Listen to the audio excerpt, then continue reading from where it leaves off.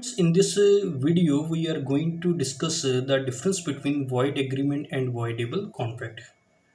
Okay, so we have already discussed what is the meaning of void agreement. An agreement which is not enforceable by law is called void agreement.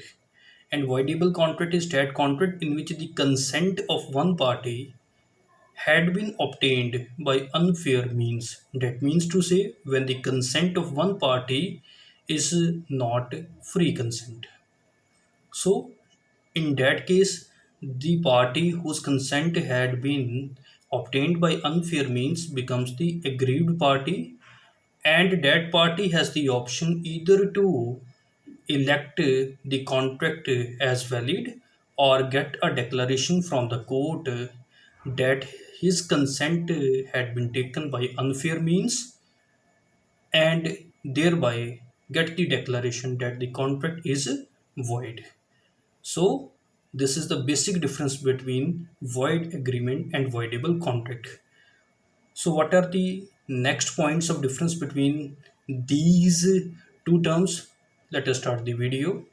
First of all, the definition of void agreement is that an agreement which is not enforceable by law is said to be void agreement. Section 2 clause G defines void agreement, whereas an agreement which is enforceable by law, okay, which is enforceable by law at the option of one or more of the parties thereto.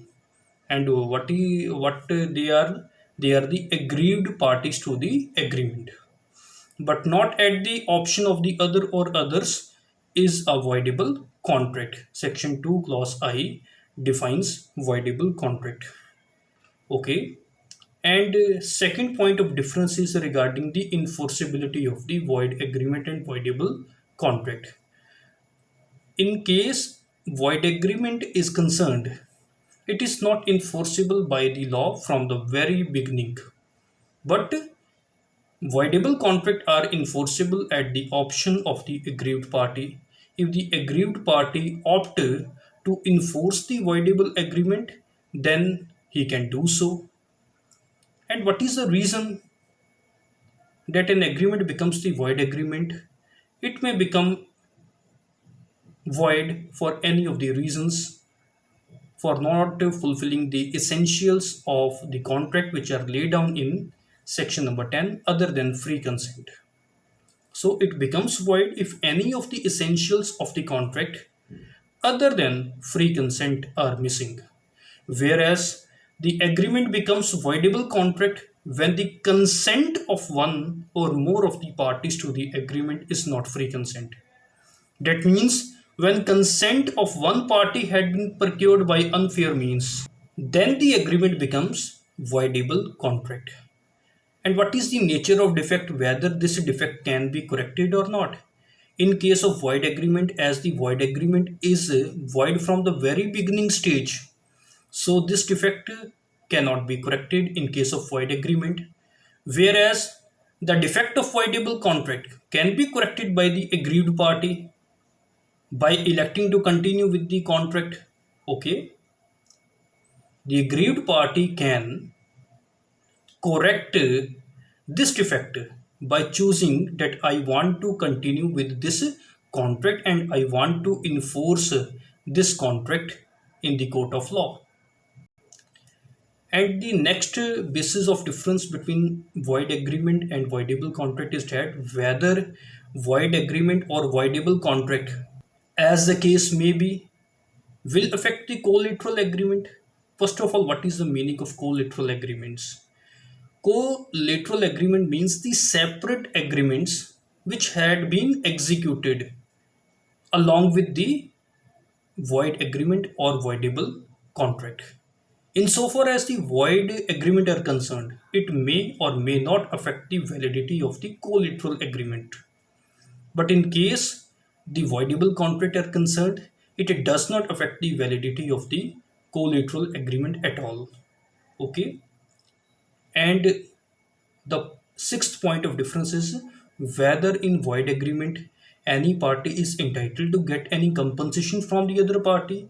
The answer is no, because it is void from the very beginning stage. So no right of compensation will accrue to any party to the agreement in case the agreement is void.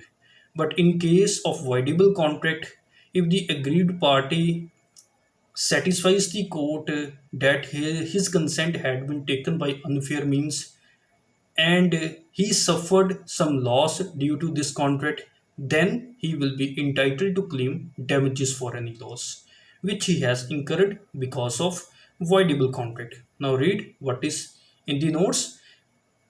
If one of the parties fails to perform his promise in case of void agreement, then the other party cannot get any compensation even if he has suffered some loss, since the agreement is not enforceable by law from the very beginning.